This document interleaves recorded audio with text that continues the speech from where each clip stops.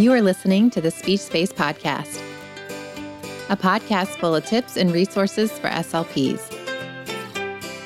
I'm your host, Jessica Cassidy, and this is episode 99.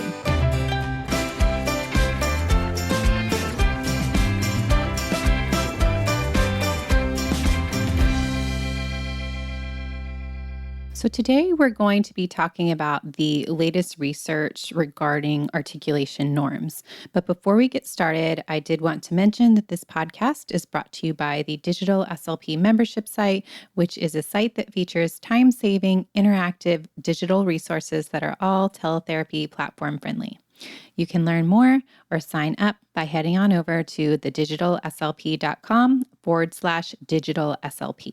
The topic of research related to articulation norms is one that I think many SLPs have questions about because it affects many aspects of our profession, from our assessments to our caseload sizes and to the intervention strategies that we're choosing.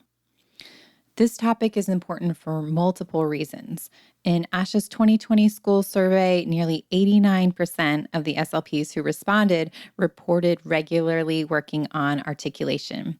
And although SLPs who are in non-school settings might not target articulation as often, in ASHA's 2021 healthcare survey, 31% of the SLPs who responded reported that articulation is in the top 5 areas that they target. So this just shows that we all need to know about articulation norms, whatever setting we're working in. It's true that the latest research is probably most relevant for SLPs in the school settings because it may play more of a role in which students qualify for services and at what age they qualify. But we'll talk about that more later on in this episode. Another reason why this topic is so important to address is it's caused a lot of confusion and sometimes even stress for SLPs. You might remember that in 2018, a research article came out from Sharon McLeod and Catherine Crow, and it basically made some of our SLP brains explode. We'll get into the specifics from that article in a minute, but the bottom line is that when McLeod and Crow did a cross-linguistic review of 64 studies related to consonant acquisition, they found that nearly all typically developing children master all consonants by age 6, including mastering R by age 5. So for many school SLPs, this information definitely didn't align with the qualification criteria that was being used by their districts, where oftentimes you're not even able to address the R sound until students are 7 or 8 years old. So this topic definitely has a lot of relevance to our field, but it can also be very overwhelming. So let's just jump in and figure it out together as we talk about articulation norms and the latest research. When infographics based on McLeod and Crow's study started to circulate around social media, many SLPs were panicked. They wondered how this could be possible and worried that somehow we had been doing things wrong all along. And there was a lot of anxiety that maybe caseload numbers would get even larger. Many SLP social media comments were filled with questions like, what should we do with these new norms? So the first thing to remember about the latest research on articulation norms is that the norms really have not changed. We just understand them more fully now. In their article from McLeod and Crow, they analyzed the data from 26,007 children in 31 countries speaking 27 different languages. Their huge data set allowed them to really get the big picture of sound acquisition.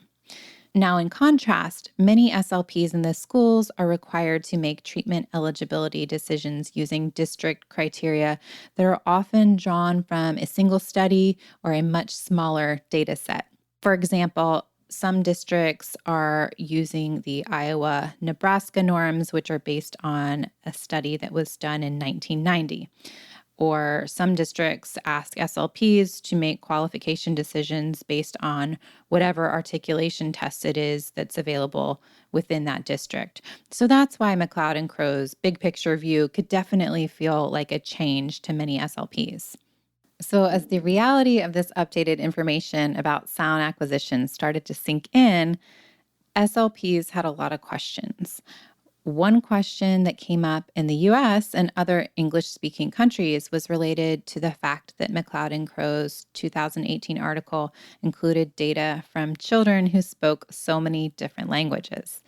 Some SLPs were wondering if the inclusion of all of those languages had influenced the results. So, in 2020, Crow and McLeod released a new paper. Now, this one focused completely on the consonant acquisition of children in the United States. It looked at 15 studies that included a total of 18,907 English-speaking children in the U.S. And you guessed it, the results from this review were very similar to the ones from the 2018 article. They found that most children mastered most sounds by the age of 5. Specifically, plosives, nasals, and glides were mastered by age 3 years, 11 months. All affricates were mastered by 4 years and 11 months. All liquids were mastered by age 5 years and 11 months, and all fricatives were mastered by age 6 years and 11 months. When this newer review came out in 2020, it became even more clear. Typically, developing children master sounds earlier than many of us previously thought. So our next step is to figure out, what does this mean for SLPs and what should we do about it? The great news is that not only do we have updated research that helps us better understand when children should be mastering specific speech sounds, we also have new research that helps us understand the clinical implications of these findings. In 2019, Kelly Frickarson, and I hope I'm not butchering that name, she published an article that included case studies and extensive literature review. In that article, she argues that based on the available research, even one persisting speech sound error places a child at risk for difficulty with phonological awareness, literacy, spelling, and or social emotional well-being. This knowledge, combined with the findings from Crow and McLeod's 2018 and 2020 articles, shows us that we might need to at least consider qualifying students at younger ages, even if their errors don't affect many sounds. Research is showing that the stakes are higher than we might have realized for our articulation-only students, and as SLPs, we have the power to positively impact a student's entire academic career by identifying and addressing speech sound disorders as early as possible. Now, this probably isn't exactly what any of us want to hear, and I just want to acknowledge that SLP workloads are a huge issue. I also want to acknowledge that the constraints districts place on SLPs are very real and can be very difficult to change.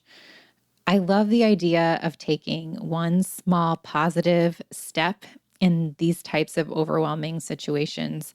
Now, Dr. Frickarson has a great idea that she mentions. She suggests that we stop using the phrase just articulation and then start looking for opportunities to educate families and colleagues about how speech sound disorders are a genuine risk factor for many academic and social challenges. Now, there's another article that dives into the clinical implications of developmental norms, and that was published in 2019 by Holly Storkel. In that article, she analyzes some of the older developmental norm studies that are commonly used in making eligibility decisions and shares some of the themes that arise from that.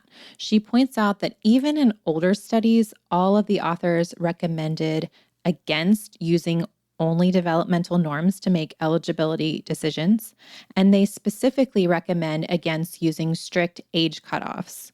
An example of a strict age cutoff would be a school district that doesn't allow students to receive treatment for the R sound until they turn 8 years old.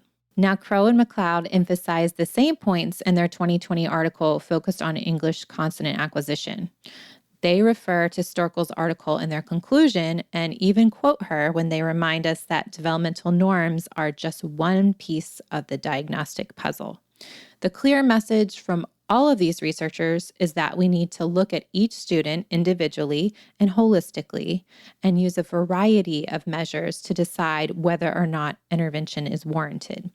Now, this could involve looking at things like spelling and reading, intelligibility, stimulability, social experiences, and parent or teacher input. For SLPs who work in schools, our eligibility decisions are also guided by IDEA, the Individuals with Disabilities Act. But that could be a whole separate podcast episode, so we're not going to get into that today. Storkel acknowledges that in reality, school SLPs face a lot of challenges when they try to update their practice to reflect the latest research. There's never enough time, and often districts require employees to use outdated guidelines. She offers some great ideas in her article for how to get started with advocating for change, and I encourage you to check it out for more details. The link for that will be in the show notes. Thank you so much for listening to today's episode. I know that was a lot of information, but I really hope that it ultimately was empowering and encouraging and helpful. If you liked today's podcast or found it to be helpful, I would love it if you would take a moment to leave a 5-star review to make it easier for your fellow SLPs to find this podcast. I put out new episodes twice a month on the first and third Tuesdays. Also, please don't forget to check out thedigitalslp.com/digitalslp if you are interested in exploring the membership and other resources. Thanks again for listening.